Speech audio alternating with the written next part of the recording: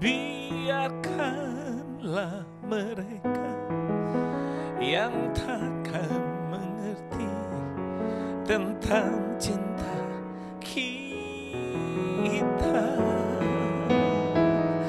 Ku tak akan berhenti mencintai dirimu, kasih, agar kau mengerti. Untuk terakhir ku mohon engkau mengerti.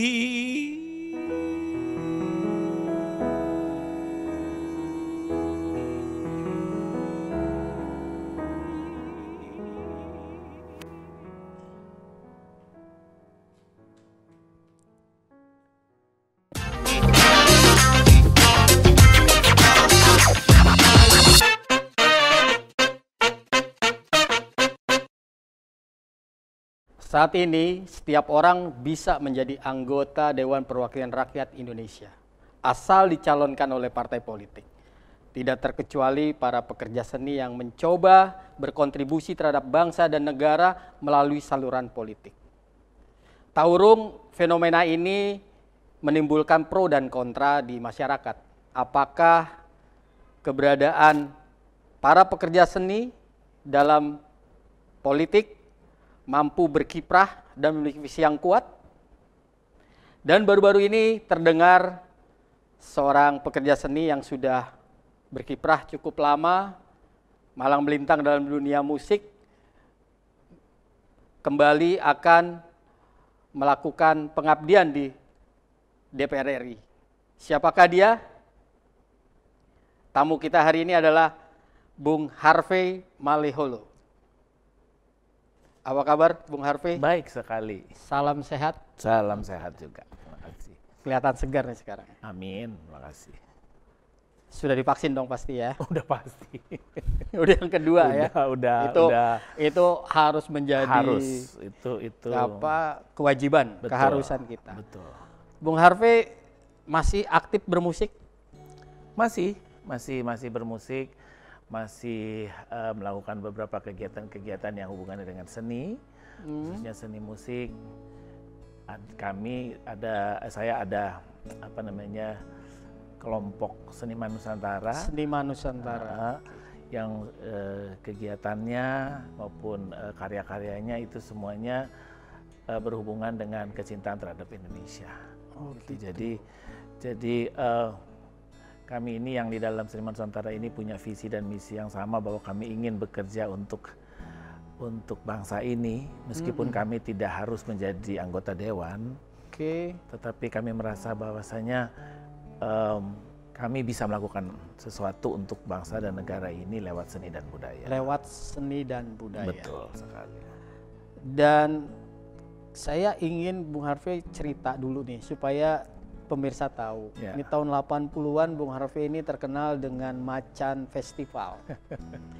Itu predikat itu didapat karena Bung Harvey memang lebih lebih menyukai ya dari festival ke festival. Sebetulnya predikat itu saya dapat dari masyarakat ya. Itu julukan itu datangnya dari masyarakat, karena sebenarnya saya memulai karier saya itu di tahun 75 tepatnya. Pada saat itu saya memang menjadi pemenang bintang radio dan televisi remaja. Tingkat DKI, dan berlanjut di tahun 76 tingkat nasional. Nah, dari sana saya mulai mengikuti ajang yang namanya Festival Lagu Populer Indonesia, FLPI, yang pada saat itu diadakan setiap tahun. Itu tahun 82 ya? Saya mulai tahun 76 tuh. 76. Udah ada Festival Lagu Populer Indonesia itu, dan saya sudah beberapa kali ikut. Setelah saya menjadi juara bintang radio remaja tersebut, saya ikut lomba FLPI itu. Sampai akhirnya saya menang FLPI dan berhak mewakili Indonesia untuk World Popular Song Festival di Tokyo tahun 82 waktu Tunggu dulu itu. nih, tahun 82 nih ada cerita seru nih pemirsa nih. Ya, menurut beberapa artikel, Bung Harvey ini menjadi juara ya di festival World lagu Popular Song Festival internasional tersebut Iya, ya. iya. Dan pemenang keduanya adalah Celine Dion. Sebetulnya begini, yang betulnya ya adalah World Popular Song Festival itu diadakan oleh Yamaha pada saat itu. Saya mewakili Indonesia membawakan lagu Anthony Sudibyo, karya almarhum Anthony Sudibyo berjudul Lady waktu itu, yang aransemennya digubah oleh almarhum juga Elvis Syria. Dan pada saat itu memang salah satu pesertanya ada Celine Dion dan ada Bryan Adams juga di kompetisi yang sama. Pada saat itu kami rombongan Indonesia mendapat predikat Kawakami Special Award waktu itu.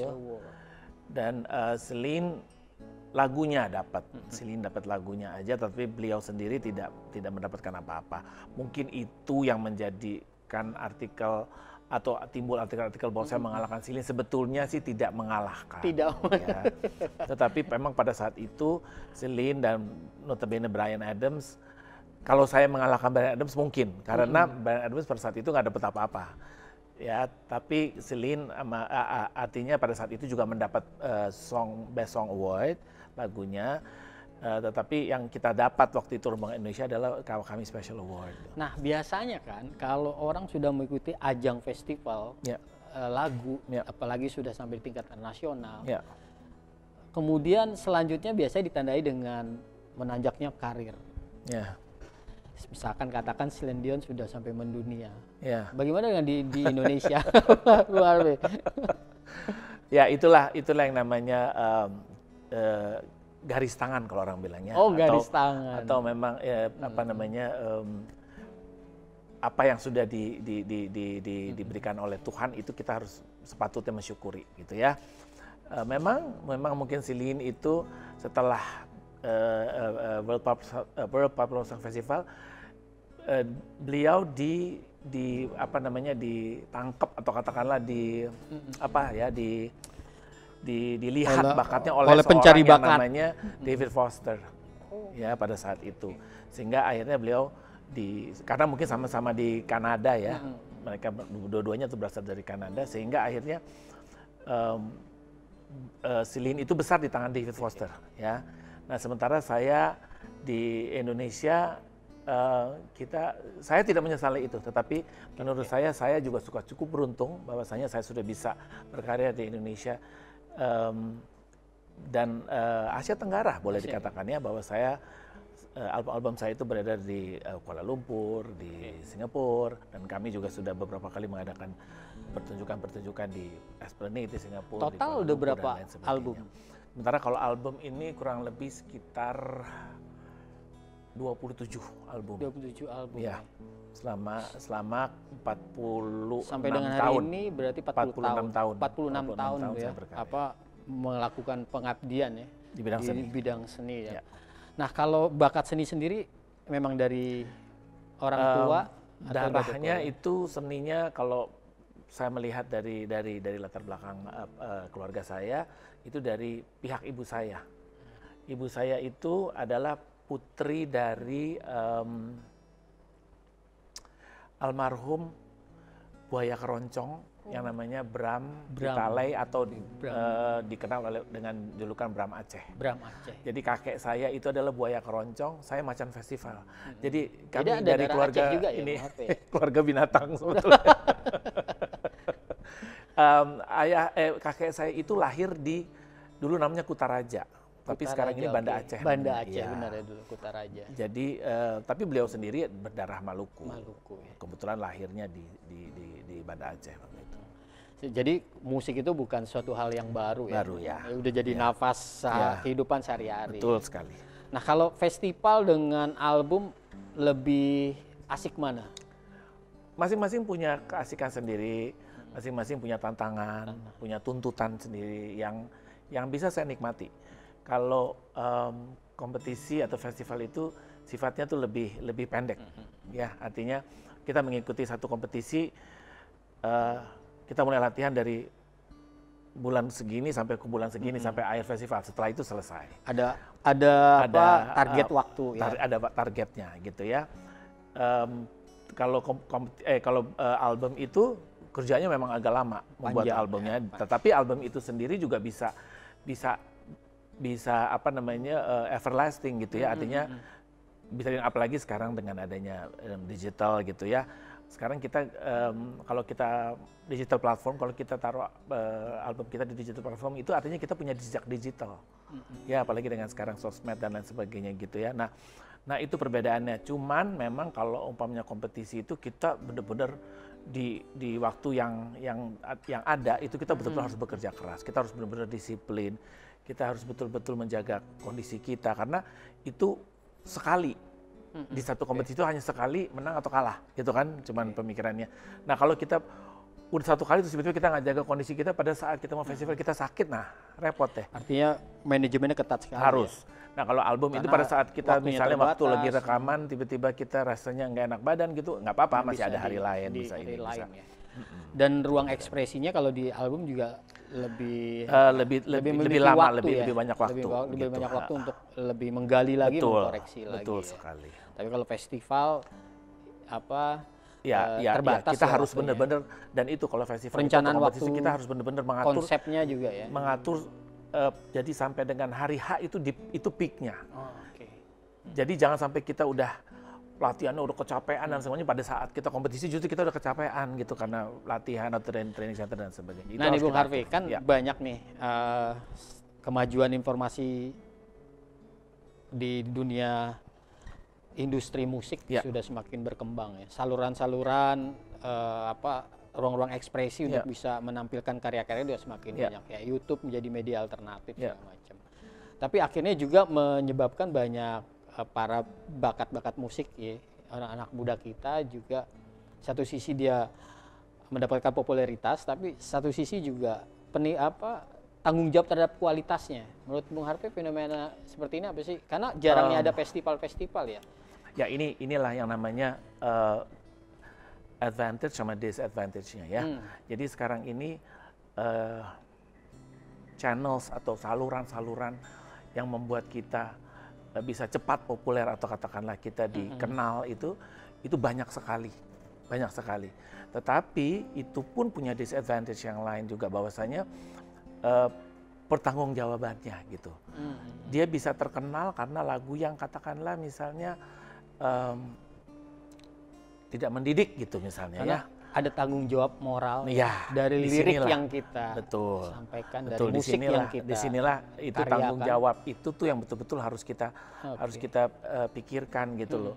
Makanya sekarang ini tuh ada beberapa hal yang kalau saya misalnya gitu ya, anak saya misalnya atau kita sekarang lihat suka ada aplikasi tertentu yang membuat bisa cepat itu terkenal dan segala macam. Tetapi untuk saya itu tidak bisa saya lakukan gitu loh. Bahwasanya itu akan orang akan melihat ini tanggung jawabnya kemana nih orang gitu loh ya. Kok segitu aja gitu setelah 45 tahun berkarya, tapi dia melakukan hal yang tidak memperlihatkan tanggung jawabnya terhadap seni secara keseluruhan seperti itu. Nah, teman-teman pemirsa sekalian, nanti kita akan kupas lagi tentang Bung Harvey dari sisi yang lain. Ini baru soal musik ya. Nanti ada lagi nih yang menarik dari Bung Harvey nih, yang bisa kita jadikan inspirasi ya. Nah, Bung Harvey, kira-kira pesan moral apa yang akan disampaikan oleh Bung Harvey untuk para talent muda nih yang ingin berkiprah di dunia musik dengan platform lapangan yang berbeda ya, yang baru sama sekali. Ya, ini yang membedakan kami seniman era 70-an dengan seniman-seniman di era milenial atau katakanlah 2000-an gitu ya, abad ke-20 gitu loh. Kalau kita mungkin pada saat itu kita medianya nggak terlalu banyak ya, tetapi ini again saya bilang soal advantage sama disadvantage-nya gitu ya. Bahwasanya media kita ini waktu zaman saya dulu tuh hanya TV sama media cetak. Media cetak, TV, radio. Ya. Nah Tetapi advantage-nya begitu kita tampil di TV aja, itu seluruh Indonesia udah kenal kita. Oke. Nah, sekarang ini dengan banyaknya media-media lain selain yang tadi saya sebutkan, itu kesempatannya banyak untuk mereka. Cuman mereka harus punya karakter. Yes. Karena dengan banyaknya kesempatan, artinya banyak pula talent-talent yang akan bermunculan. Banjir informasi. Banjir informasi. Nah, kalau Anda tidak punya karakter, Oke. misalnya di bidang seni, misalnya di bidang seni tarik suara gitu ya. Kalau Anda tidak punya karakter ya Anda akan bergerak di situ saja, tidak akan bisa lebih dari apa yang Anda sudah ada sekarang ini. Nah, itu perbedaannya. Ditambah lagi sekarang ini arus informasi yang masuk itu kan bukan cuma dari dalam negeri tapi dari luar Bisa negeri kita juga. halau. Tidak bisa kita bendung ya. Nggak bisa Jadi kita bendung. jadi itu yang harus diperhatikan oleh, kalau saya tuh yang paling terdekat adalah orang tua. Oke. Ya, yang harus bisa mengawasi atau memberikan jalur yang benar sehingga pada saat mereka mempergunakan platform-platform tersebut gitu ya, mereka bisa mempergunakannya dengan baik gitu. Hal tersebut baik sekali kalau mereka, banyak sekali youtuber-youtuber kita yang akhirnya bisa mengeruk keuntungan dari usaha mereka lewat YouTube.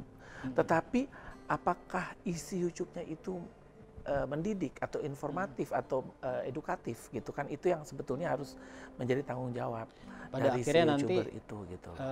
pasar akan menyeleksi secara alami. Betul, alam akan menyeleksi. menyeleksi bahwasanya yang Mana yang berkarakter, mana memiliki yang tanggung jawab, memiliki tanggung jawab, moral, yang memiliki tanggung jawab moral dan edukasi. juga edukasi dan informatif.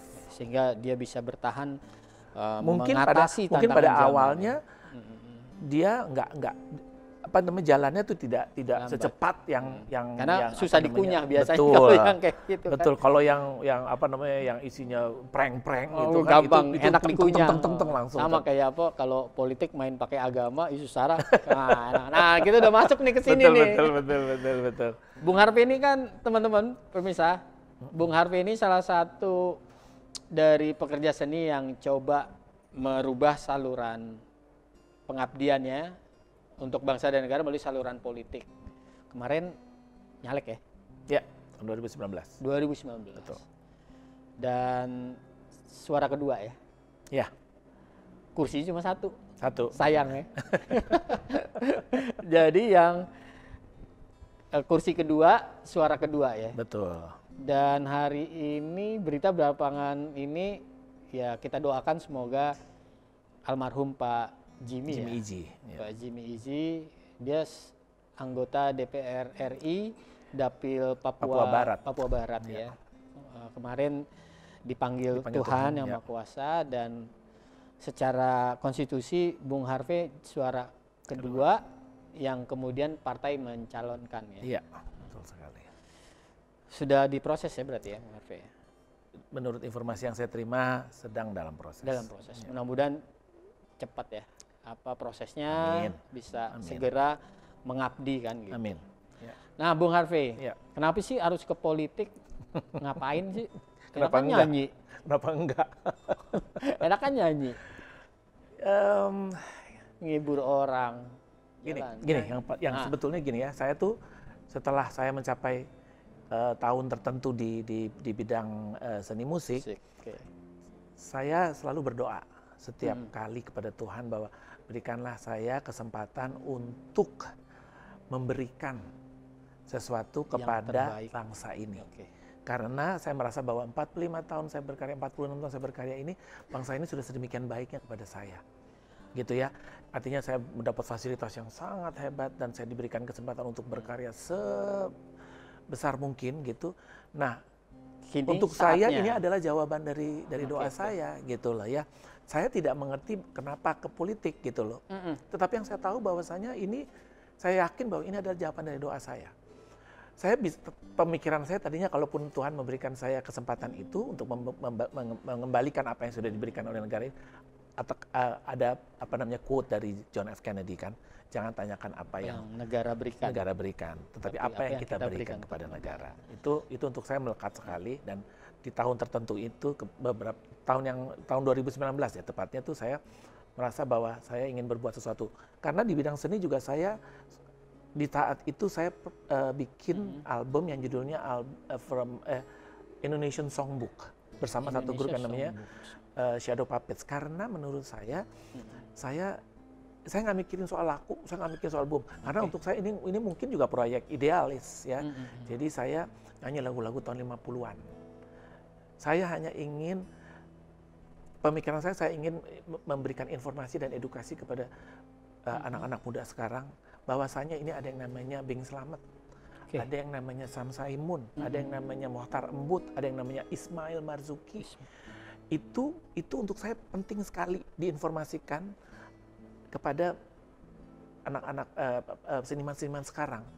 Saya tidak menyalahkan kenapa mereka nggak mengerti atau tidak pernah mengenal siapa-siapa orang-orang ini. Karena memang inilah yang harus kita kerjakan sama-sama ya, library atau perpustakaan atau sesuatu yang membuat mereka bisa mencari bahwa ada orang-orang ini, para pahlawan-pahlawan. Ada kesinambungan ya, peristiwa. Nah, ini yang namanya jas merah kan, kita nggak boleh melupakan yang pahlawan-pahlawan kita yang menurut kita, karena kalau tidak ada mereka tidak ada saya. Nah, having said that, artinya saya berdoa bahwa saya pikir saya akan dapat dari Tuhan tuh itu dalam bentuk seni. Akhirnya saya akan bikin album yang bisa mengangkat seniman-seniman dulu untuk memberikan edukasi kembali atau informasi kepada anak-anak sekarang bahwa ini loh ada mereka-mereka ini yang akan berkesenian bukan untuk kesenian semata ya. Nah, tetapi ternyata Tuhan memberikan lebih dari itu. Saya diberikan kesempatan untuk mengabdi lewat dunia politik. Jadi ini menurut saya adalah salah satu jawaban doa saya, sehingga karena meskipun saya nggak nyangka harus ke situ gitu pengabdian saya harus ke politik gitu. Saya pikir hanya di bidang, saya udah berpikir bikin album mengangkat musisi-musisi lama. Saya juga ada punya pemikiran mau membuat podcast dengan mengangkat musisi-musisi senior yang masih ada. Saya akan banyak seperti kayak gini, acara kayak gini gitu ya. Saya pikir hanya itu tugas saya untuk mengembalikan apa yang bangsa ini sudah beri. Ternyata Tuhan memberikan lebih daripada itu. Tuhan udah berikan jalan sama Bung Harvey, bakat, karir di musik ya, Bos. Dan kemudian Tuhan juga menunjukkan bahwa, Bung Harvey, lu harus meluaskan, melebarkan lagi sayap pengabdian lo gitu ke dunia politik. Nah, saat Tuhan menunjukkan dengan caranya, siapa yang pertama kali diajak diskusi? Istri saya dan anak-anak saya. Jadi pada saat itu apa yang diobrolin? Saya bicara bahwasanya saya punya kesempatan untuk berkiprah di dunia politik. Anak-anak siap nggak? Istri saya siap nggak? Anak-anak siap nggak? Ibu saya pun saya libatkan di situ. Bahwa ini adalah dunia baru untuk saya. Ini adalah panggung baru untuk saya. Ya. Jadi kalau di dunia seni itu saya sudah termasuk atau boleh dikatakan senior, ya. Di dunia ini saya sangat junior. Saya sama sekali tidak, berarti saya harus banyak berguru sama anak-anak yang umurnya di bawah saya gitu. Dari istri saat diskusi, anak, nanti papa kalau udah udah di sana ngapain gitu? Apa yang saya bicarakan barusan mengenai doa saya kepada Tuhan dan keinginan saya untuk mengabdi kepada bangsa ini lewat seni dan budaya, tapi ternyata diberikan, itu saya ceritakan kepada istri dan anak saya, juga kepada ibu saya. Nah, mereka hanya berpesan bahwasanya kamu udah minta, Tuhan memberikan ini, ayo. Dan kamu nggak sendiri di sini, kami akan mendukung kamu, asal kamu betul-betul mau melakukannya gitu, bahwa ini memang jawaban dari doa kamu. Ya saya pikir itu udah tanda, dan itu tanda dari orang-orang yang saya cintai, keluarga kita saya. Nggak mungkin ngelawan itu, saya ngelawan itu lagi, dan semuanya itu jadi dimudahkan. Saya terus terang pada saat saya mendaftarkan itu udah tinggal 1-2 hari. Kebetulan kami memang diajar nilai-nilai yang diajarkan oleh orang tua saya dan juga mungkin yang didapat dari orang tuanya dari orang tua saya itu adalah kita menjalankan atau kita usaha semaksimal mungkin apapun yang ada di depan mata kita yang harus kita lakukan. Tetapi pada saat Tuhan tidak menginginkan, tidak akan terjadi. Pasti akan ada jalan yang manusia tidak bisa boleh dan berencana, tapi Tuhan menentukan. Nah, ini semuanya tuh dimudahkan, Mas. Pada saat saya ini jadi periksa kesehatan, lalu tes psikologi dan segala macam itu dilancarkan gitu. Jadi menurut saya ini salah satu tanda lagi gitu bahwasanya saya memang punya tugas untuk mengabdi lebih daripada seorang seniman di bidang seni gitu. Nah, setelah diskusi dengan anak dan lain sebagainya, ada kekuatan moral, tambahan Ya. dukungan moral gitu. Sudah ada bayangan kah apa yang mau dilakukan nanti kalau sudah menjabat? Sampai saat ini kan memang sampai dengan wawancara ini terlaksana, saya belum dilantik, saya juga belum tahu ada di komisi berapa, tetapi yang pasti saya akan melihat program-program dari almarhum Jimmy Iji dan saya akan melanjutkan program-program Agar ada kesinambungan dan keberlanjutan. Betul, saya akan coba melanjutkan apa yang sudah beliau mulai, yang bisa saya jalankan. Karena itu sejauh ini hanya itu. Salah satu membangun keadaban ya. Betul.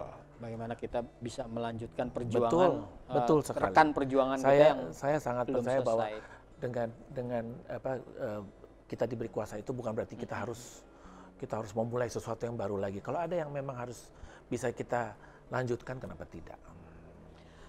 Kenapa PDI Perjuangan? Saya adalah orang yang sangat percaya. Pada saat saya saya kadang-kadang suka mikir kalau semuanya saya tadi udah bilang di awalnya bahwa saya tuh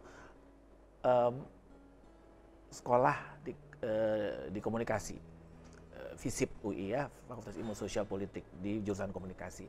Jadi saya hubungan sama media, media cetak ataupun media TV itu banyak sekali memberitakan masalah politik. Jadi saya suka baca maupun mendengar ataupun menonton TV. Nah, saya selalu punya angan kalau saya mesti, karena saya ngerasa bahwa kalau saya mau berkiprah di politik itu saya harus punya payung. Partai apa yang bisa saya. Nah, yang ada di dalam diri saya tuh yang tertinggi hanya PDI Perjuangan. Karena ya mungkin karena saya terus terang saya dulu awalnya mungkin karena pernah dan bekerja sama dengan Guru Soekarno Putra. Jadi saya melihat bagaimana terah Bung Karno ini sebagai sebagai keluarga yang sangat nasionalis gitu. Ya, jadi merasa PD Perjuangan rumah saya. Apalagi setelah saya bergabung di PD Perjuangan, saya bukan hanya berbahagia, tapi saya juga menjadi bukti. Saya menjadi bukti nyata bahwasanya saya tidak salah memilih partai, karena disinilah para seniman pun tidak hanya dipergunakan untuk masa-masa tertentu, untuk vote getter, tetapi kami memang juga disekolahkan juga ya, ada sekolah lalu partai, kami juga setelah buktinya kami sekolah calon legislatif. Betul, kami juga nggak semuanya menang kok gitu, tapi kami tetap dirawat, kami tetap diberikan peluang untuk terus. Karena memang PD Perjuangan tidak menempatkan seseorang hanya untuk sekedar vote mencari getter. suara. Nah, itu yang kami merasakan. Jadi saya mewakili teman-teman di Seniman Nusantara tuh merasa bahwasanya kami betul-betul ini rumah kita. Betul rumah kita, dan kami memang bergabung dengan PDI itu tidak salah, karena kami memang diperhatikan dan kami tetap diberikan kesempatan-kesempatan untuk berpolitik gitu loh. Bung Harvey, pesan apa yang mau disampaikan kepada teman-teman semua? Baik yang mau merintis, memulai karir di dunia musik maupun di dunia politik. Ya kalau dunia musik mah ya, kalau saya sih, saya pikir, dan juga mungkin di dunia politik ya, saya tuh selalu percaya dengan quote yang ikut Ora et Labora. Ya, saya percaya tanpa berdoa, kami tidak akan bisa melakukan apa-apa. Tetapi hanya berdoa tanpa ada usaha juga tidak akan membuahkan apa-apa, hasil apa-apa. Jadi menurut saya maupun baik itu di seni maupun di politik, kerja keras harus. Tetap belajar harus, dan berdoa. Karena pada saat kita melakukan sesuatu, dibarengi dengan doa. Kalau kita sukses artinya kita nggak jadi sombong karena kita tahu bahwasanya itu datangnya dari Tuhan. Tetapi kalaupun kita tidak sukses, kita juga tidak akan kecewa karena kita percaya bahwa Tuhan merencanakan hal yang baik di balik kekecewaan itu atau di balik suksesan kita di dalam menjalankan usaha kita tersebut. Bahwasanya kadang malah itu adalah kesuksesan yang tertunda. Artinya Tuhan memberikan kita waktu untuk lebih belajar lagi dulu untuk bisa. Seperti saya mungkin ya di bidang politik. Kenapa saya PAW-nya setelah 2 tahun? Berarti saya diberikan Tuhan ada kesempatan untuk belajar selama 2 tahun. Bung Harvey kan ada tugas ke depan yang tanggung jawab yang besar. Betul. Bagaimana Bung Harvey dengan teman-teman yang saat ini memutuskan untuk memilih politik sebagai saluran kontribusi terhadap bangsa dan negara, harus menjawab keraguan masyarakat. Bahwa pekerja seni yang terjun dalam dunia politik memang memiliki visi yang kuat, bukan sekedar vote getter. Gitu. Dan itu mesti diwujudkan dalam karya-karya politik, ya, kebijakan-kebijakan politik. Dan semoga Bung Harvey Maleholo di dunia yang baru ini dengan dukungan keluarga yang full, dengan niat yang baik, tentu ada jalan Tuhan, bisa sukses, bisa mewarnai perpolitikan Indonesia, dan bisa menelurkan undang-undang untuk para pekerja seni, agar dia bisa berjaya di negerinya sendiri. Yang pasti juga kami di PDI kan selalu selalu diberikan ini bahwasanya kami ini adalah Partai Wong Cilik. Partai Wong Cilik. Itu sudah pasti akan menjadi tanggung jawab saya kalau memang Tuhan mempercayakan saya, PDI mempercayakan saya untuk menjadi wakil rakyat khususnya untuk Papua Barat. Jadi saya juga mohon doa restu untuk pekerjaan yang menurut saya akan berat, tetapi saya percaya dengan doa dari teman-teman semuanya, saya akan bisa melakukan apa yang diharapkan oleh bangsa dan negara ini. Amin. Pemirsa, demikian obrolan inspiratif saya dan Bung Harvey Maleholo. Terima kasih. Kita doakan semuanya agar apa yang dicita-citakan oleh Bung Harvey dapat diwujudkan dalam pengabdiannya dia di parlemen sebagai anggota DPR RI. Dan tentu saja tidak penting siapa latar belakang kita, tapi apa yang kita perbuat untuk bangsa dan negara. Saya Cibom izin undur diri. Merdeka!